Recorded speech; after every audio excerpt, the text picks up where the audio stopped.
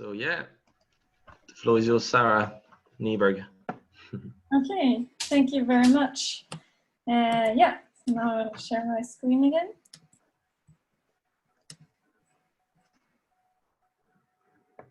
I hope you see the presentation. Like now I have one tab open, but yeah. Yeah, well, it's all good. So hello, everyone. So my name is Sara Nyberg, and I'll now give a presentation about carbon pricing and the EU emission trading system, and a bit about how it relates to the European Green Deal. So just a bit about myself first. I'm involved in YES since 1.5 years, and I'm currently the country representative of Sweden. And I just finished my studies in environmental and energy engineering at Lund University in southern Sweden. And during the first year of my master, I did an exchange at ETH Zurich in Switzerland, where I first got involved in YES. And if you see that my disk is almost full, it always appears, so just ignore that. I'm right now working at the company South Pole with greenhouse gas accounting, which is to calculate the carbon footprint of different companies, but I'm also involved in the renewable energy services team. I'm also engaged in a Swedish youth climate network called Push Sweden and its international group. So just to set the expectations, I'm not an expert on carbon pricing and the ETS, but I have learned about it in different courses at university and have read and heard about it in other ways since then as well. And I also wrote it a bit about it in my thesis. So before I go into the topic, I just want to highlight that carbon pricing is just one of many different policy instruments to tackle climate change.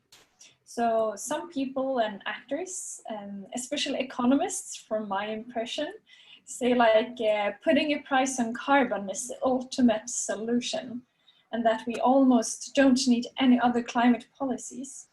But I would say, and I think that many agree with me, that carbon pricing is just one tool in the toolbox. And we need to use all the tools we have in this climate crisis. So just to mention a few other types of climate policies are financial support or R&D for climate technologies, information and education, direct regulation with law, and so on. I mean, you have, like part of the European Green Deal, there are many different types of policies and instruments suggested. So, and I probably see the next slide, I hope. So yeah, let's dive into the topic. So carbon pricing is to put a price on the CO2 emissions. And that gives an incentive to people and or organizations to lower their greenhouse gas emissions. And it's based on the polluter's pays principle. So if we look at the picture, like the upper part shows when you don't have such a system. So for example, when a household buys electricity from the firm, from an electricity company, and that electricity company pays for the electricity from this electrical plant, and yeah, like as it works normally.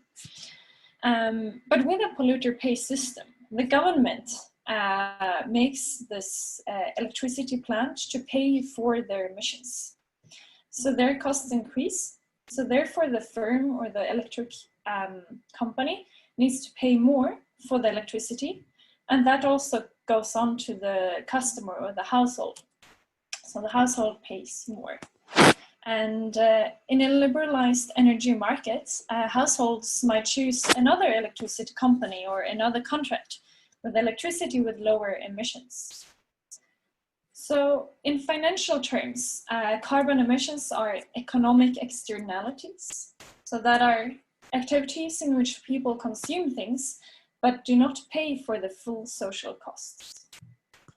So from a climate perspective, it means that people do not pay for the harm and destruction from, for example, floods, storms, and drought, which are caused by climate change. So therefore you add the social cost through carbon pricing, and it uses market mechanisms. Oops. Yes. So here we see a picture. Maybe you have seen something similar before. So we have the quantity on the x-axis and the price on the y-axis. So if the price, like you see the demand going down and the supply going up. So basically, in general, with a high demand, the price goes down, and with a lower, or when the price is very high, there's a lower demand, and with a low price, the demand is higher. Yeah, so the higher the price, exactly. So what you then do is to add a cost for this externality. So for the climate destruction, if you say so. So therefore the price is higher, and the demand is hopefully, or you aim that the demand is lower, because if something is more expensive, there's lower demand for it. So exactly. So in general, you add a cost for industries to emit the carbon dioxide, and since these companies want to keep being profitable, the price of the product is usually increased. So the higher price makes people demanding it less, which leads to lower emissions.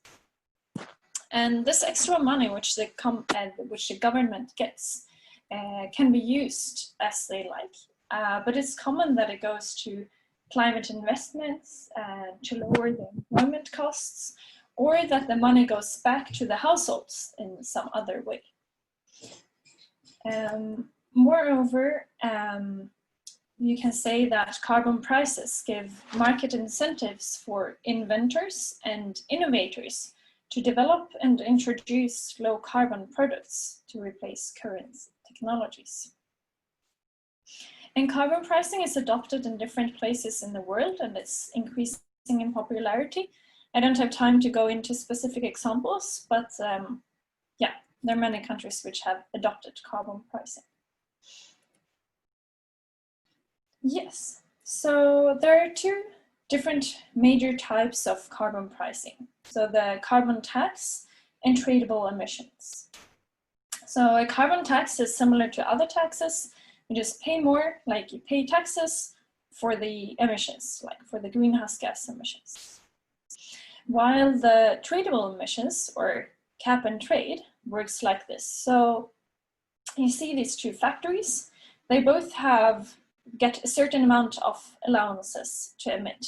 So that's represented by this circle.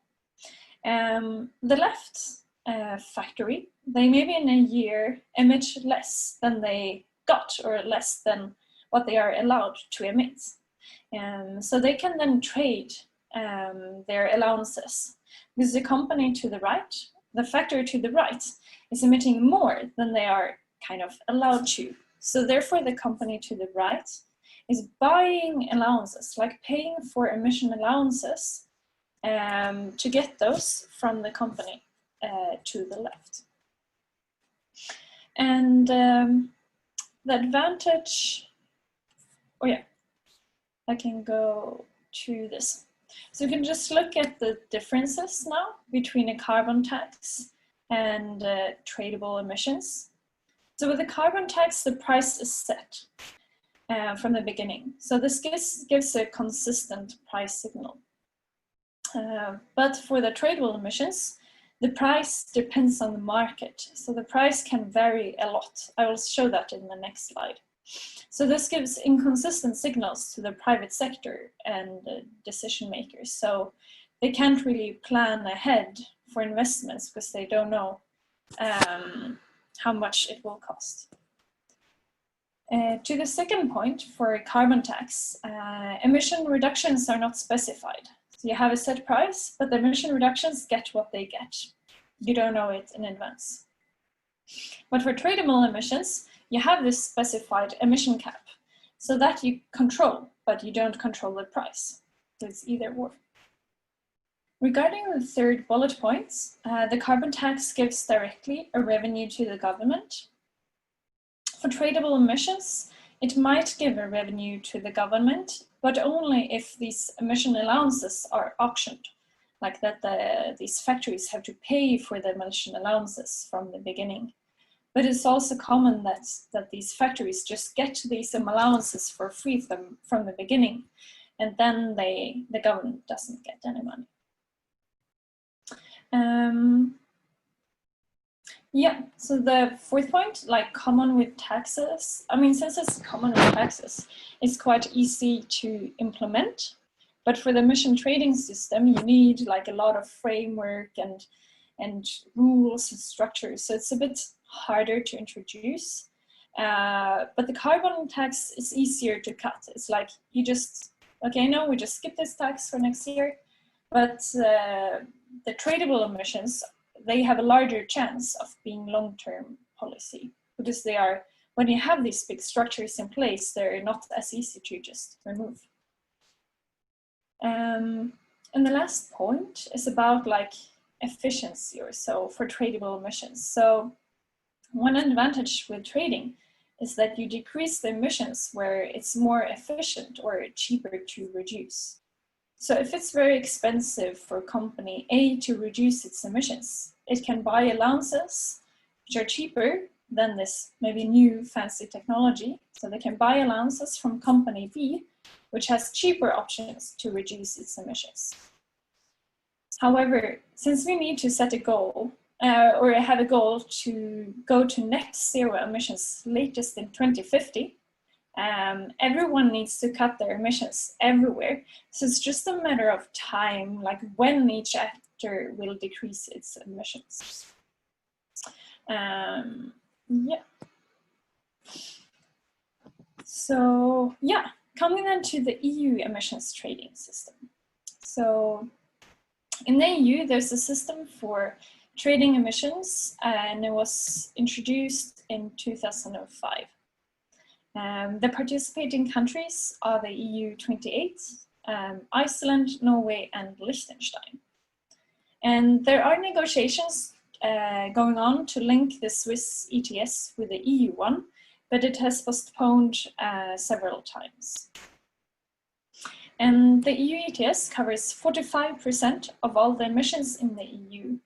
And there are over 11,000 participating organizations. So it's large emitters, such as power producers, other energy sector actors, carbon-intensive industries, and aviation within the EU. So not aviation from EU to other countries, but aviation from one EU country to another country. And the EU ETS is divided into different phases. So the first phase was only 2005 to 2007, and it was set as a test phase. So the emission allowances were grandfathered. That means they were given out for free, but you need to pay for them, of course, when you traded them. But the countries wanted to have more allowances, so there were too many allowances. And so with a lower demand on the allowances, the price crashed. It basically went to zero in like 2 years. But then they started anew in 2008 with the second phase. And from 2008 to 2012, this cap on all emissions should decrease by 6.5%. And during this period, 10% of the allowances were auctioned. So there was a price on some of them from the beginning. The third phase was from 2013 to 2019. And during that time, the cap decreased by 21%. And the fourth phase is from this year, and which has even more share of auctions. Yes. So, wait, I have kind of said this, so I don't want to repeat myself. Yes, in January 2019, the Market Stability Reserve began its operation. and it has the aim of improving the resilience of the EU ETS to future shocks. To the reserve, unallocated, like surplus extra allowances are being transferred so that they are no longer in circulation on the market. So this removes excess emission allowances from the system. Allowances can also be released from the reserve. So for example, if the steel industry in Europe goes very well, but China can sell very cheap steel, then the European steel industry can get more allowances, maybe for free even, so that they are not outcompeted by Chinese steel manufacturers. And I can show, and I will show a bit about price fluctuations. So here we see a graph. It starts in 2008 from the second phase, but before that it was like this and then it crashed. Then they started again. In general, for many years there was an oversupply, so too many emission allowances, so that made the price go down. Then they did some reforms so that the price went up. Then Brexit happened, which made the price go down again. But since 2017 or 18, the price has increased sharply, and that's a lot due to the market stability reserve, actually. And I mean, from a climate perspective, we want the price to be high, because that gives a larger incentive to lower the emissions. Now, this doesn't show including 2020, but I can say, like, in the beginning of the year, due to COVID, the price fell sharply, but since then it has come back up again a little bit. So yeah, I'm soon finished, but I will just give a little bit of context for the European Green Deal and how this connects to our other topics this weekend. So as part of the European Green Deal, the climate target for 2030 should be revised. So therefore, the linear reduction factor of the ETS, like how much the cap is decreased each year, also needs to be revised to be in line with a new 2030 target. And relating to the climate neutral Europe by 2050, the EU needs to adapt the ETS to that. One interesting issue which needs to be dealt with is when the emissions decrease, the market becomes less liquid, meaning we have less actors and less traded volume. And this might give larger fluctuations, like of the price on the market. But in the end, I mean, we shouldn't have an emission trading system at all when we don't have any emissions or very little emissions. So it's interesting to think already now how, if it will be like vanish, because it doesn't have a function when we don't have any emissions. There are also other discussions currently going on, which is to include emissions from, for example, cars or the transport sector and buildings to the emission trading scheme. And just to finish off to relate to the carbon border tax adjustment, which is the topic of tomorrow. So companies which pay for emissions in the EU might want to move their factory to outside the EU because it's cheaper, because they don't have to pay for the emissions there. Or imported products, for example, steel from China is cheaper because they don't pay for their emissions. So those products might outcompete steel companies within the EU, and which is not good from an EU economic aspect. So therefore there have been a lot of suggestions for a long time, but not fully implemented yet, to make a carbon border tax adjustment. So in short, so that also imported products are taxed based on their costs, greenhouse gas emissions. But I guess we'll hear more about that soon when we hear more about the program and structure for tomorrow. And I know that tomorrow morning, Mireille, actually also from South Pole, will give a short summary and we'll say something about the carbon border tax adjustment as well. So I finish my presentation here. Thank you for listening, and yeah.